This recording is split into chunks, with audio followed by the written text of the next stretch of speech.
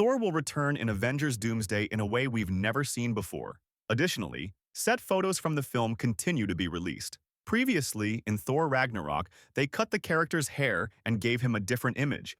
But during the 5 years between Infinity War and Endgame, Thor's hair had grown back. In the last film where we saw Thor, the character was again shown with long hair. However, in Avengers Doomsday, Thor will appear once more as a short-haired character. In the set photos, besides his new image, Thor also had a new costume. Just like the unworthy Thor shown in the comics, he was wearing a red hooded cape. So, why did Thor change his image? What happened between Love and Thunder and Doomsday? Let's talk a bit about these events. While I share the latest details with you, don't forget to subscribe to the channel and like the video to not miss upcoming videos and be instantly notified.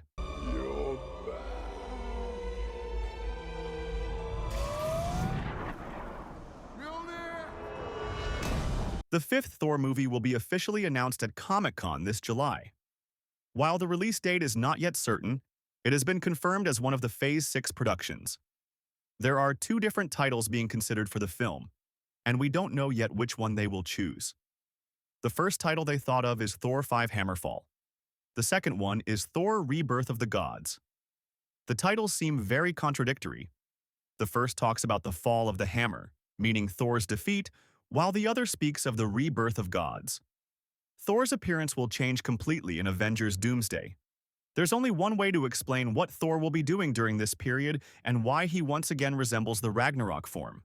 If the fifth Thor movie is released before Doomsday, or if it tells the events before Doomsday, then we will be able to learn the truth. Because if Thor fights with the gods in Omnipotent City, he will take a serious beating.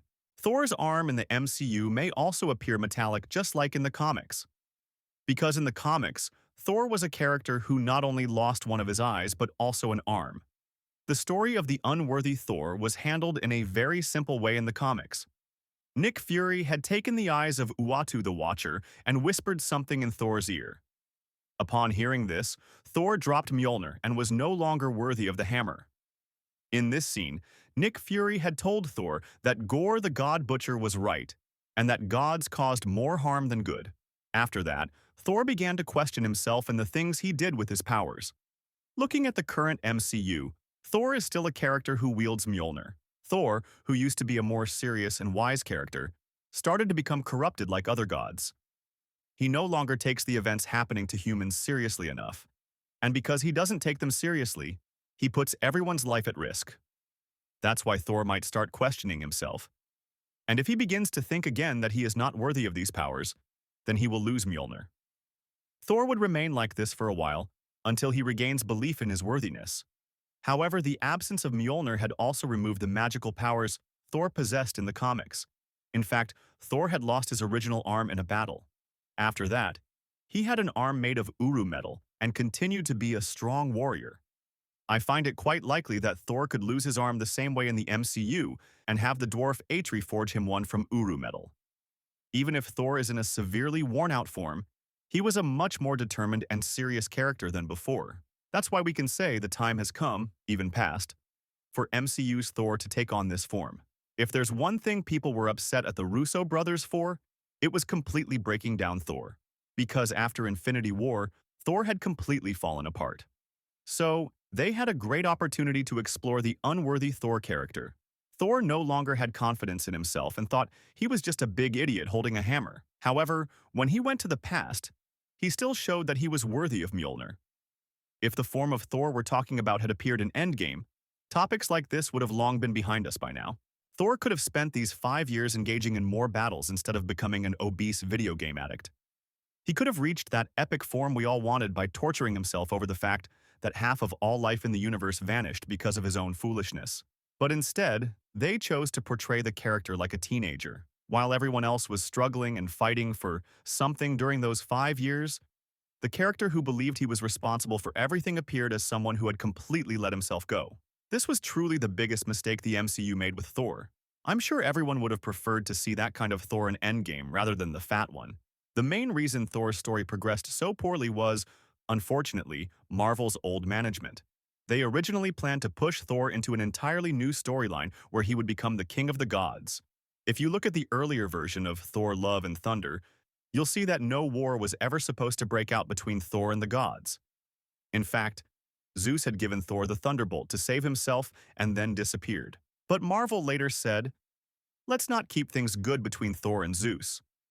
Let's make Zeus a villain so Thor can defeat him and become the new king of the gods. As a result, the story changed entirely. The old script and the new one were very different. In the current version, Zeus and all the other gods of different worlds will unite their powers to kill Thor. According to the old management storyline, Thor would have won that fight and become Old King Thor, starting his reign as the king of the gods. In Marvel's current plan, we still don't know whether they will make Thor the king of the gods or kill him off.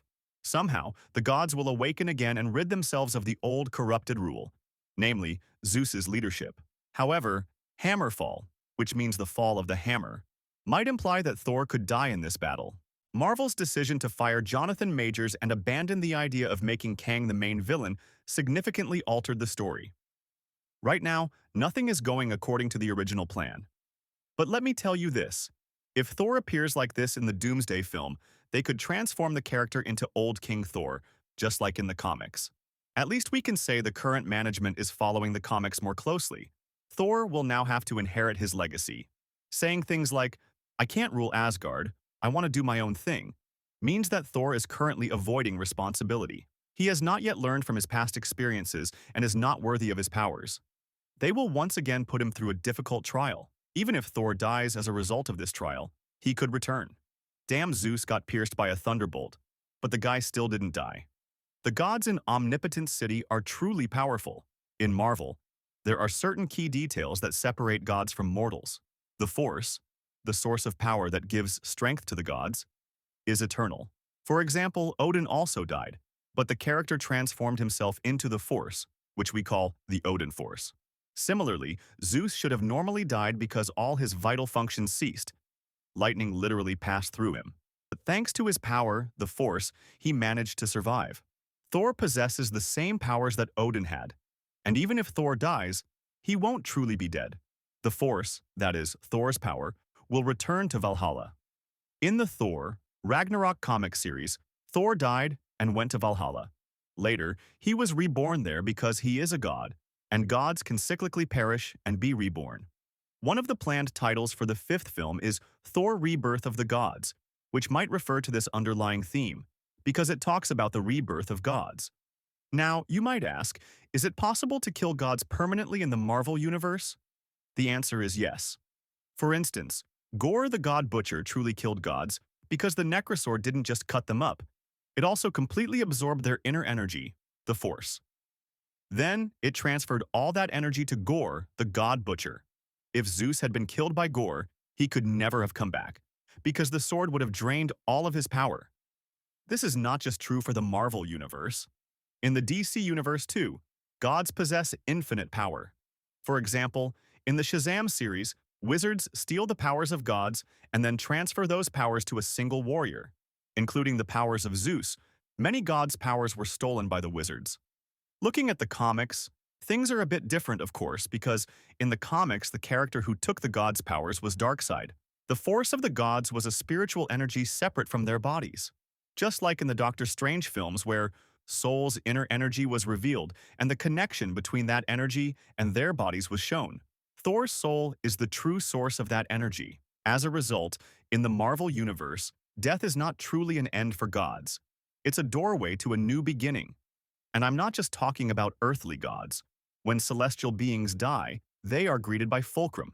In fact, even celestial beings had a chance to come back if they truly wished to.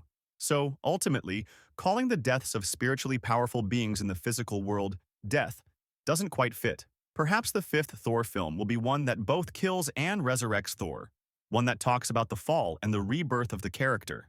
Yes, friends, I hope you liked the content I prepared. If there are other videos you'd like to see, don't forget to write it in the comments. That's all from me for now. Take care and goodbye.